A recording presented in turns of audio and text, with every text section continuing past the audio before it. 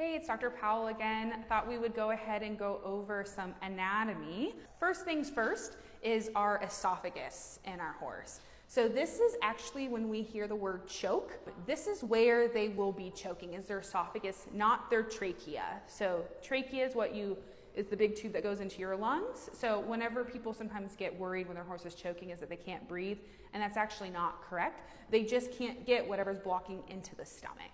So the next big thing is our horse's stomach. It has two sections.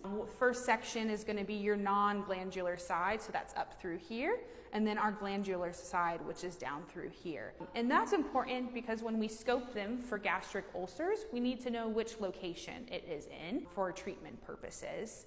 So then after they go through the stomach, we have all of our small intestine. Lots and lots and lots and lots of small intestine. So a lot of times that's what we're looking when we're ultrasounding, like we talked about earlier in previous videos.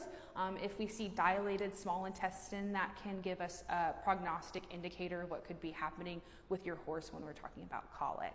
And then horses are different than us, where they're called hindgut fermenters. So they break a lot of things down actually in part of their large intestine called our cecum. So this is kind of the base of our cecum, and then it goes all through here.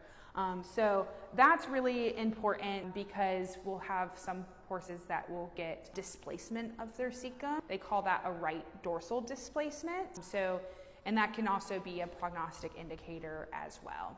And then all after the cecum, we pretty much have the rest of our different parts of our large intestine. You have your ascending colon, your descending colon, and they do a little bit different functions, but again, it's just continuing breaking it down of the food. And that's where a lot of our impactions like to lay. So they have a part of their large intestine that does almost like a 90-degree turn.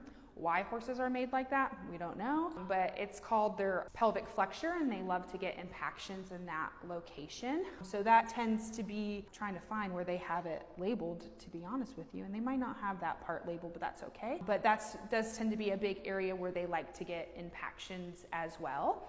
And unfortunately, we can only feel and palpate a certain amount. So it's really good for our students to learn whenever we're doing our ultrasounds to know the different areas of where the intestines lie so that we can get a better diagnosis of what could be happening with the colic.